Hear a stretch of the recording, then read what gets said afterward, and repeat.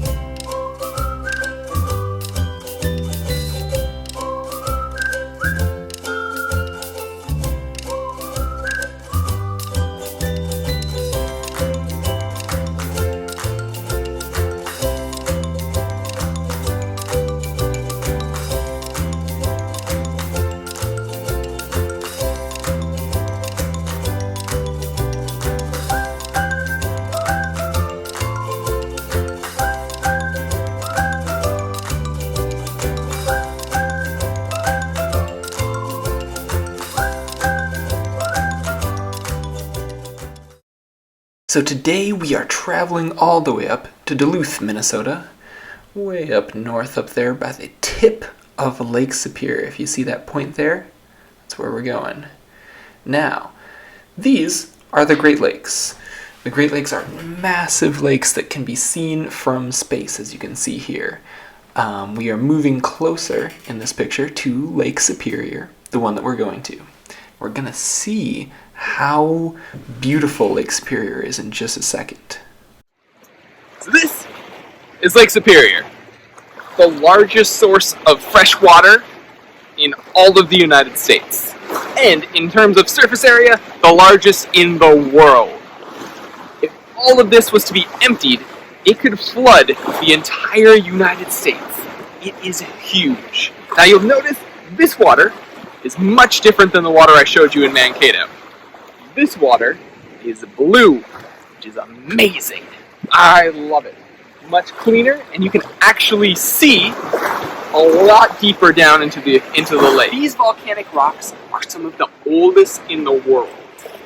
These rocks came here, or were formed here, when a giant crack appeared in the Earth's crust. A giant fault that ripped open and poured out magma, spilling all over this section. Now, these rocks are some of the oldest in the world.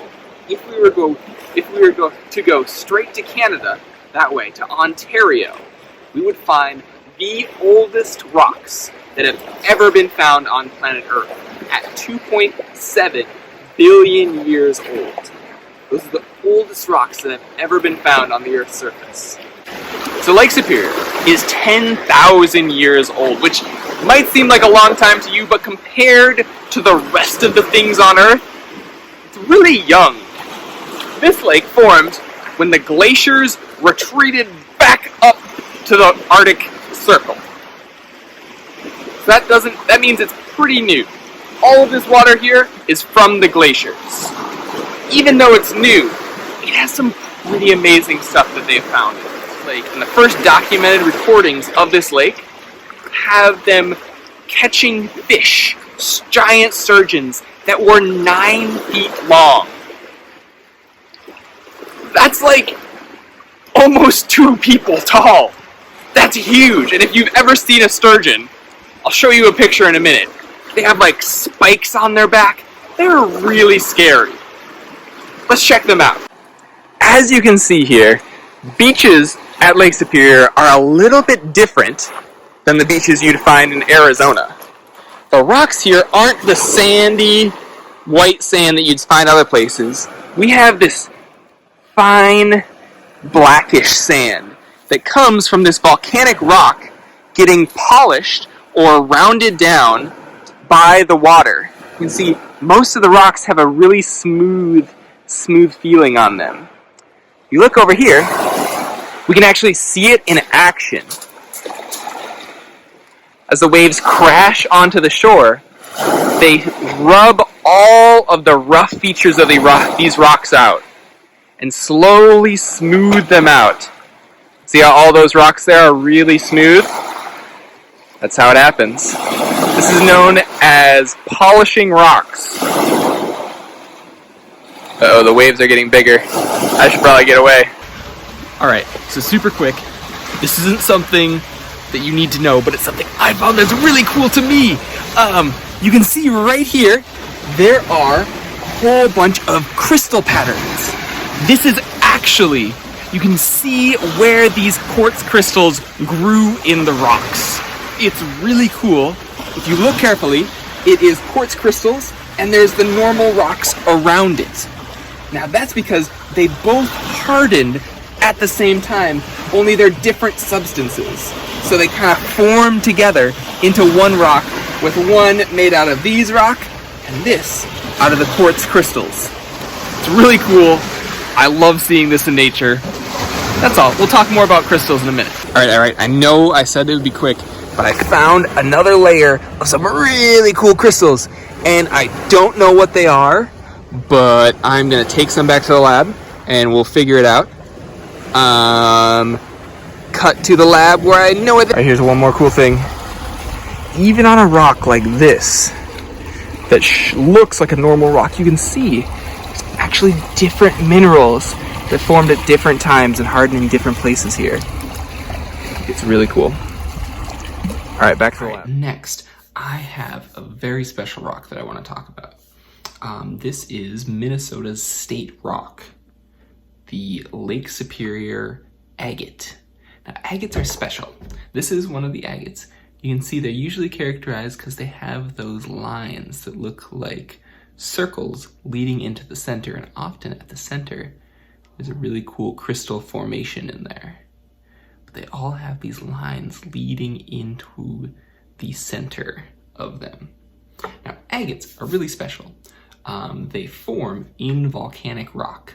So I have here a volcanic rock. Now you can see in this volcanic rock there's a bunch of these holes. These are actually air bubbles that were in the lava when it hardened. So once it hardened, all of these little air bubbles solidified and turned into solid holes in the rock. And what's really cool about this rock that I found in Duluth is that you can actually see some of those air bubbles started getting filled in with different minerals. So what happens is when it rains, or when there's a lake or river that goes over this rock, water will slowly seep into those holes. And inside that water, there will be minerals and other stuff that will slowly start being deposited inside of there and start hardening into crystals inside this other rock. You can kind of see if I can get any of them to sparkle here. But these are all feldspar crystals in this one. Now, agates form in a similar way, but they start just slowly at the edges as a hard a layer in these air bubbles in the volcanic rock, and they slowly layer upon layer until they get into the center and form a solid piece of mineral right there. Now, Lake Superior has a lot of these because there's a lot of volcanic rocks from the old fault that I talked about while I was in Duluth. And all of these agates slowly get pushed up to the surface through weathering when the lake moves stuff, or in the winter when there's erosion and things like that. All of these agates slowly get moved up to the surface and are visible. So while I was in Duluth, I actually met this professor who was there, and he was looking for agates. So he gave me a few tips on where I could find them. Unfortunately, I could not interview him there, so I don't have any video of it, but I do have some of these agates that I brought back. See if you can see this one. This one's pretty cool. So, agates are found all over Minnesota because they would get picked up in Duluth when the glaciers would move down, and the glaciers would pick them up and slowly push them down through Minnesota, which actually, this agate right here was not found in Duluth. This was found in my hometown, down in central Minnesota. So it got moved from Duluth all the way down, hundreds and hundreds of miles, to my hometown, and I found this one when I was just a kid. And this agate right here sparked what would start my future love of rocks and science. This is a very important rock right here. There is a large tanker ship out there. You can't see it because of the fog, but I can hear its engine all the way here. I'm gonna try and make it to the port before it does. We'll see if I can film it landing. So as you can see, I managed to make it just in time. The ship has just entered the Duluth harbor. It's a very cool sight. This is a huge ship, and as you can see, there's fog everywhere around. It's a very spooky feel to watching this ship enter the harbor. And it reminds me of some of the cool ghost stories that are all around in Duluth legends. One of the most famous ones is about the Edmund Fitzgerald, one of the most famous shipwrecks in Duluth history. The Edmund Fitzgerald sunk on November 10th, 1975. And when it did sink, it was the largest ship that sailed in North America's Great Lakes, and it is still to this day the largest ship to have sunk in Lake Superior. Now, the Edmund Fitzgerald was sunk because of a thing called the Three Sisters. Now that may sound like a spooky ghost story type thing, but it's actually a scientific phenomenon in which where three waves strike the side of a ship, two smaller waves, and then a really large one right after another. And these waves end up sinking that ship just because there's so much water hitting it all at once. There have been many studies on the rogue waves that happen in Lake Superior. There's some very interesting studies with that.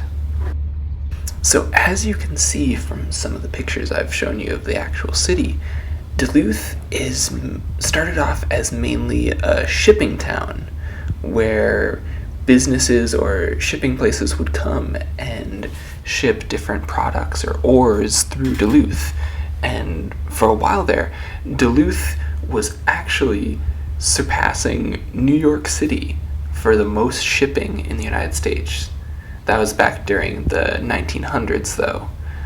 But during that time, in the 1905 exactly, Duluth was home to the most millionaires per capita, or the most millionaires in a city in the United States. It was pretty impressive.